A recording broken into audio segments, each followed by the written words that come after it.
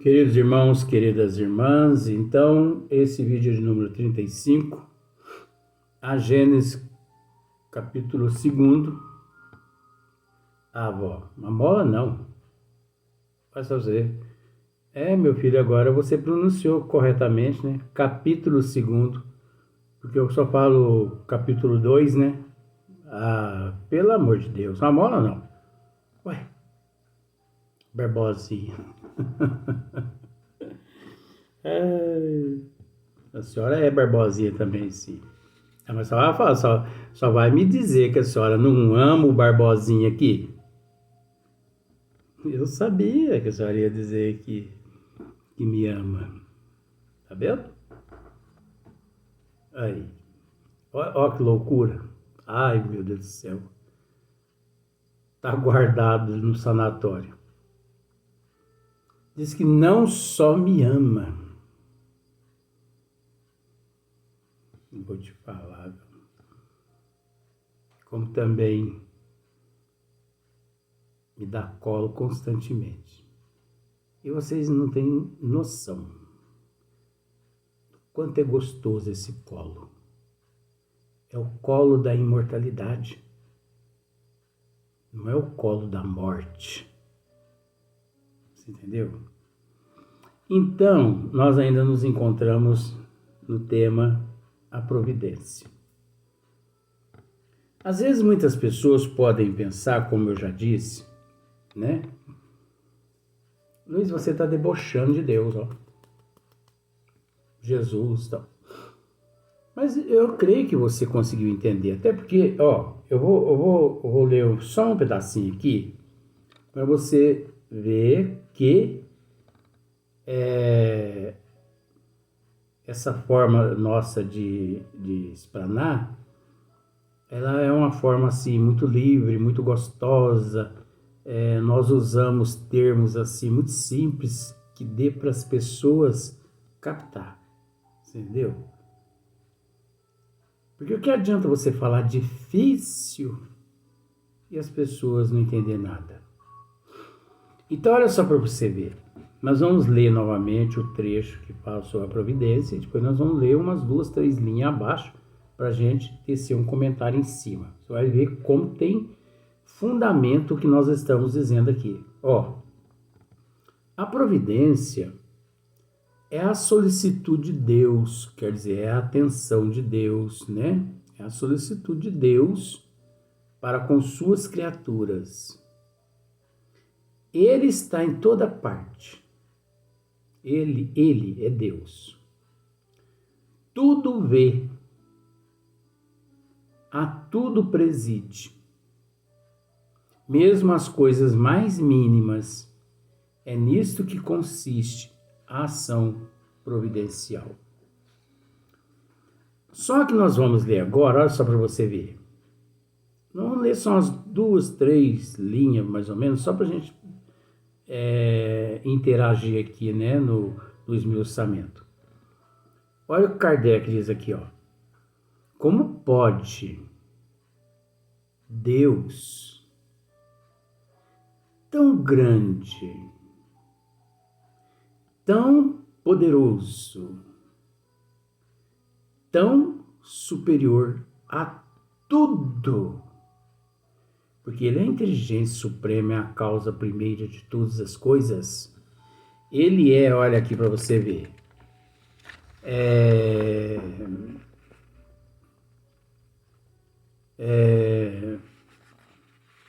Deus é infinitamente perfeito, é impossível conceber, não. Mas será que eu vou perder esse?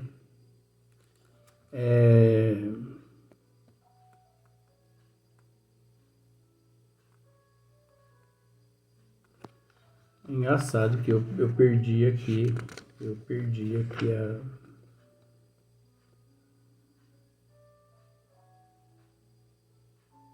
Eu perdi mesmo aqui. Então, mas vamos por aqui mesmo, porque eu perdi o trecho onde eu queria. Tá aqui, mas só que eu perdi, né? Não, tá aqui, ó. Atributos de Deus.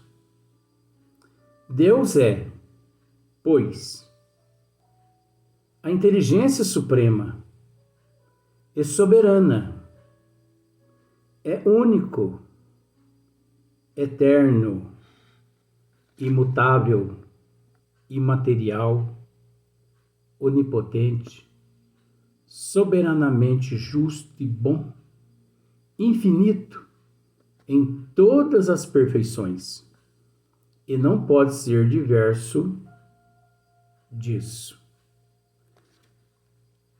Tudo atributos de Deus. Aí agora aqui a providência de Deus, Kardec continua dizendo assim: como pode Deus tão grande, tão poderoso, tão superior a tudo, né? Imiscuir. O que significa imiscuir? Intervir ou intrometer. Olha só para você ver. Tão superior a tudo. Intervir, intrometer-se em pormenores ínfimos. O que significa esse termo aqui, ínfimos? Você sabia, olha só para você ver onde a gente vai. Você sabia que o corpo físico de um adulto, só que isso é relativo também. Pode ter um pouquinho mais, pode ter um pouquinho menos, né? Mas você sabia que o corpo humano de um adulto, ele tem 37 trilhões de células. 37 trilhões de células. Agora, por que eu disse que isso é relativo e também é complexo? Porque com que idade? Porque tem que ter uma idade para esse corpo ter 37 trilhões. Porque o bom senso nos leva a raciocinar da seguinte forma: o corpo de uma pessoa de 60 anos, pode ser que ele tenha realmente 37 trilhões de células. O corpo de uma criança de 5 anos ainda não chegou nesses 37. Mas você é uma pessoa compreensiva, você entende o que nós estamos dizendo aqui, né? Só que nós ainda vamos um pouquinho mais longe ainda. Nós sabemos que todas as células, 37 trilhões de células, um corpo humano. Cada célula, ela detém no seu interior uma repartição que chama-se núcleo. Núcleo. Procure para você ver, né? Isso as pessoas, os entendidos na área sabem. O núcleo. Então, mas também existe dois tipos de núcleos, né?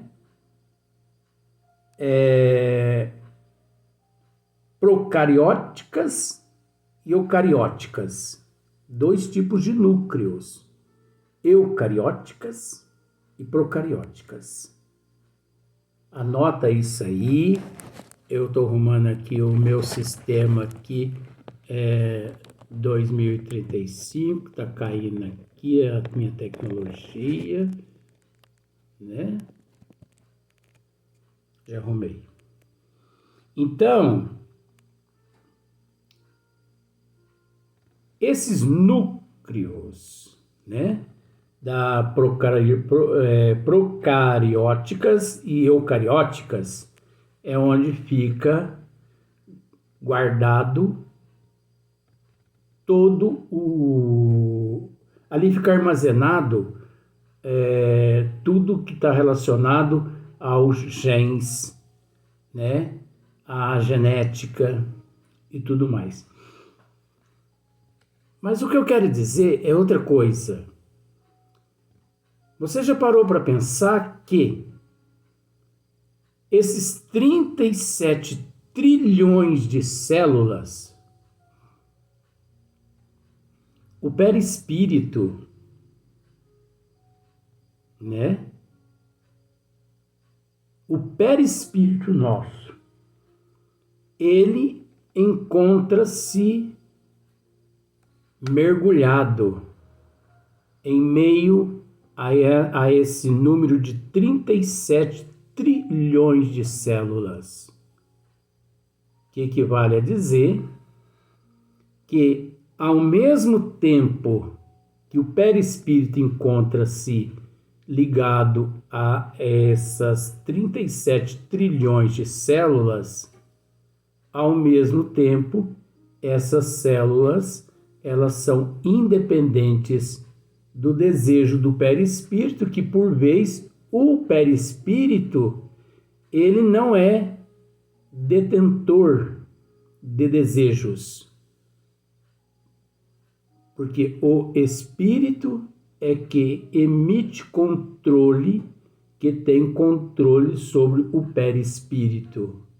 E o perispírito, ele coordena todo o organismo celular.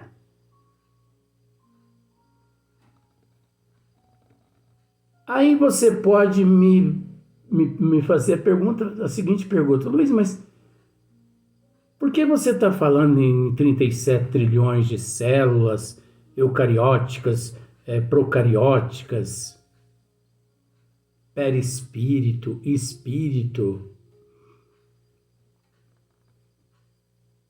Você acha que Deus está aqui? Olha só para você ver. Será que nós não encontramos isso aqui ainda não?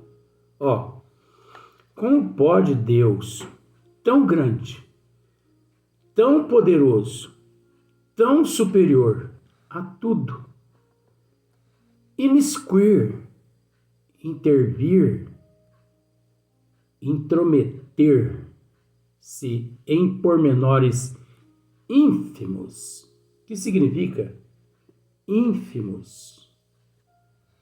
Numa célula, ou melhor, no núcleo enfermo de uma célula. Você acha que Deus vai intrometer ali, naquela célula enferma? Olha onde a gente vai viajando. Mas só que é uma viagem lógica. Deus, agora você observa outra coisa. Esse ínfimo aqui, para Deus, está relacionado também às catástrofes mundial aqui na Terra. Os milhões de seres que morrem todos os anos através do resgate coletivo, através do resgate individual, através do infarto, do derrame, do câncer, do Covid. Você acha que Deus, ele intromete? Está aqui, não sou eu que estou dizendo. Você acha que Deus intromete nesses casos?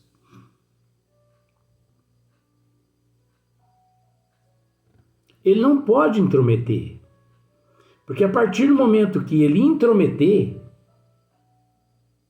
ele deixa de ser Deus. Por que ele deixa de ser Deus?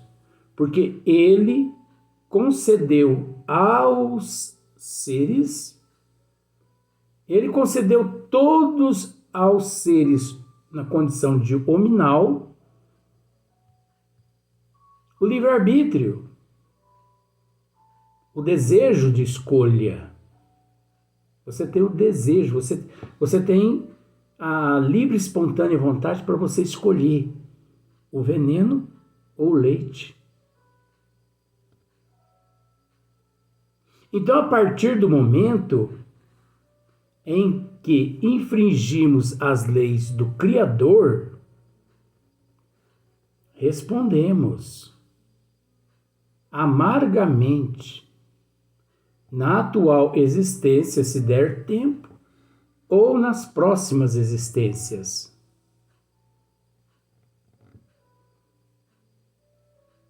Aí você pode me fazer a seguinte pergunta: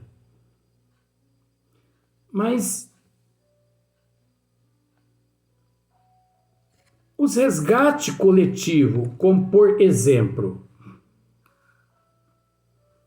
milhares de pessoas morrem no resgate coletivo, vítimas, vítima entre aspas, viu? Porque não existe vítima, não. Morrem vítimas de um epicentro, de um tsunami, de um terremoto. Faz parte da natureza divina o epicentro, o terremoto, o maremoto, o tufão. Faz. Mas então Deus é assassino? Não. A justiça divina é tão sábia que ela permite que aqueles seres se aglomerem ali naquela região vulnerável,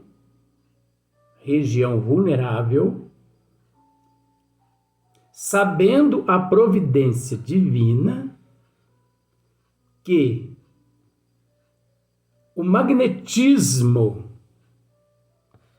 que possui aquele coletivo, por si só, aquele magnetismo interfere nas placas tectônicas. Olha para você ver como são as coisas, gente. É tudo sábio, é tudo divino. Então, as energias negativas trazidas de vidas passadas, aquele magnetismo interfere nas placas tectônicas. E as placas tectônicas, obviamente, elas não aguentam ali aquela pressão magnética das pessoas que ali se encontram, próximo a alguns quilômetros, é lógico, porque as placas tectônicas elas se encontram a profundidade muito imensa. E ali há o rompimento, né? E ali vem o terremoto, e aquele terremoto mata milhares de pessoas. Então, se nós pararmos para analisar, o terremoto, ele é a causa ou ele é efeito? Nós temos que analisar isso. Por quê? Porque as placas tectônicas naquele local só se movimentaram devido ao alto índice de toxicidade magnética negativa dos indivíduos coletivos que encontravam-se naquele continente ou naquele país, como seja. Esse magnetismo negativo nosso interfere na natureza onde nós nos encontramos. E ao interferir, devido ao processo da lei de causa e de efeito, desencadeia e nós retornamos à pátria espiritual de acordo com a programação reencarnatória. Olha só para você ver. Por exemplo, o vulcão, né? Então você sabe que o vulcão, ele tem aquele cone dele todinho, aquele peão dele todinho,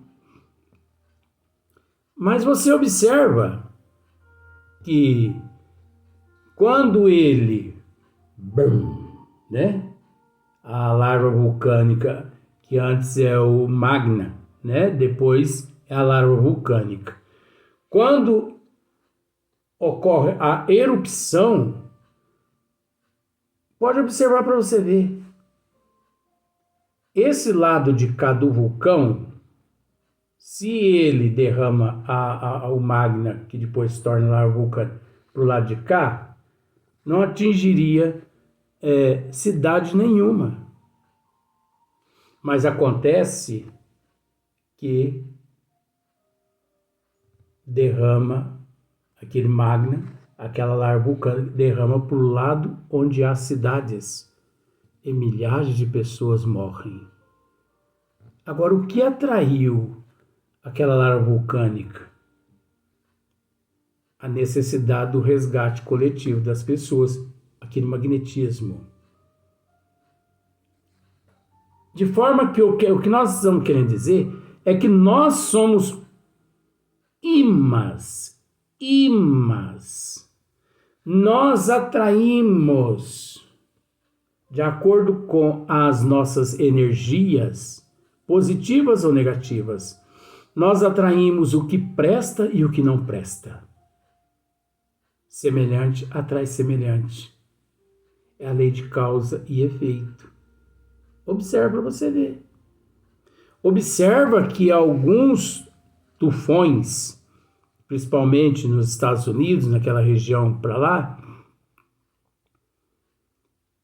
o tufão passa no meio de uma cidade, destrói o meio de uma cidade toda e não destrói as lateral ou vice-versa, destrói a lateral toda de uma cidade, alguns bairros todos, e não destrói o centro da cidade.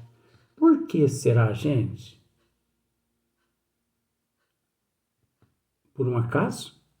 Não existe o acaso. Desígnios da justiça divina, é a providência divina ali, presente, dando a oportunidade àqueles indivíduos de resgatar coletivamente as dívidas do passado. Mas não é Deus. Não é Deus. É aquilo que a pessoa cometeu em vidas passadas. A providência divina está dando a oportunidade da pessoa quitar os débitos dela para com a providência divina, porque com as leis divinas, porque ele infringiu as leis. Caminhe na lei para você ver. Nada de errado lhe acontece. Caminhe na contramão para você ver. Pode ter certeza, sim, de que você atrairá só coisa que não presta. Tem pessoas que dizem assim: eu estou precisando benzer porque parece que um urubu pousou nas minhas costas. Às vezes a pessoa não precisa nem se benzer. É só a pessoa mudar de hábito, de comportamento, de atitude, mudar o intelecto, o caráter, a moral. Porque a pessoa que é o problema. Não é o coitadinho do urubu. Mas é uma forma de expressar. Sim, mas não precisa destilar negativismo. Mude as atitudes. Mude o comportamento. Então, tratando a respeito das células, você acha que Deus, Jesus, os bons espíritos, eles vão se preocupar com o câncer? Você acha que os bons espíritos eles vão vir e retirar o câncer da pessoa, sendo que a pessoa mesmo pediu, antes de reencarnar, para aquele câncer ser acrescentado na tua programação reencarnatória, para que ele pudesse auto-se lapidar? Mas aí chega aqui na Terra, devido ao véu do esquecimento do passado, a pessoa esquece do pedido que fez e começa a ir atrás de médico de cura, começa a ir atrás de benzedor, começa a ir atrás disso, médico daqui, falta-lhe paciência, resignação, aceitação com os oncologistas. Nós temos que entender que Deus colocou na Terra os profissionais para que eles pudessem ajudar a humanidade, porque a doutrina dos espíritos diz que é preciso cuidar do corpo e depois do espírito. Então, a responsabilidade de curar o câncer do corpo físico da pessoa é o médico. E depois, mas calma lá, e depois a própria pessoa. Agora, quando a gente diz assim, a responsabilidade é do médico, não especificamente, tá? Porque é da responsabilidade da pessoa fazer a parte dele. Ajuda-te que o céu te ajudará. Bate à porta que ela vos será aberta. Nós vamos para o próximo vídeo, mais um só, mas para a gente poder explicar esse negócio a respeito da doença, do câncer por aí em diante.